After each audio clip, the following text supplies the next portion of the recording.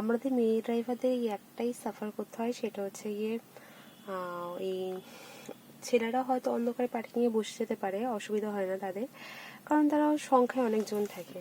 আর আমরা মেয়ে ড্রাইভাররা সংখ্যায় খুবই কম, এবং অন্ধকারে একা বসে থাকা একটু ভয় ভয় লাগে। তো যেহেতু সাহস নিয়ে ড্রাইভিং শিখেছি, যেহেতু এই ভয়টাকে আর ভয় মনে করলে চলবে না। তো এখন আমি একটা ফাঁকা মাঠের মধ্যে পার্কিং করেছি। স্যার ম্যামরা গেছে কোনো একটা প্রোগ্রামে। পুরো চারিদিকটা অন্ধকার, আমি গাড়িতে লাইটটা জ্বালিয়ে বসে আছি।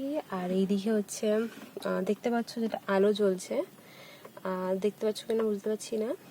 এটা হচ্ছে কি তোমার গাড়িটাকে লক করে বসে আছি, লকের চিহ্ন, লক করে বসে আছি। এইদিকে টয়লেটও খুব জোরে পেয়েছে, যেতে পারছি না কারণ বেরোতে ভয় লাগছে। পুরো ফাঁকা, তোমরা দেখতেই পাচ্ছ, দেখো পুরো ফাঁকা। কয়েকটা গাড়ি দাঁড়িয়ে আছে, ওনাররা হয়তো চালিয়ে এসছেন, কয়েকটা গাড়ি দাঁড়িয়ে আছে, হয়তো ড্রাইভার থাকতেও পারে ভেতরে, বাট ভয় লাগছে বেরোতে, পুরোটাই অন্ধকার।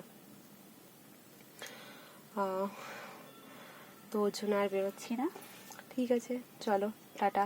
আবার পরে তোমাদের সাথে আরও কি কি প্রবলেম হয় এই মেয়েদের ড্রাইভিং জগতে আসলে তোমাদের সাথে সব কিছু শেয়ার করবো অবশ্যই। আর এগুলো এখন ছোটোখাটো ব্যাপার হয়ে গেছে, ফেস করতে করতে করতে করতে না এখন এগুলো খুব তুচ্ছ এখন। তো যাই হোক, তবুও বলবো মেয়েদেরকে যে সাহস করে একবার বেরোও ডিউটিতে, বেরিয়ে বুঝতে পারবে যে ভয়টা কাটবে। আমি যেমন এখন ফাঁকা একটা অন্ধকার জায়গায় বসে আছি, অন্য সময় যদি আমি ড্রাইভিং না করতাম তখন হয়তো আমি ভয় পেতাম, বাট এখন অতটাও ভয় লাগে না। ড্রাইভিং করতে করতে এখন আমার অভ্যাস হয়ে গেছে, আর এতটাও ভয় লাগে না। তো মেয়েরাও, প্রত্যেকটা মেয়ে আমি বলবো বেরো।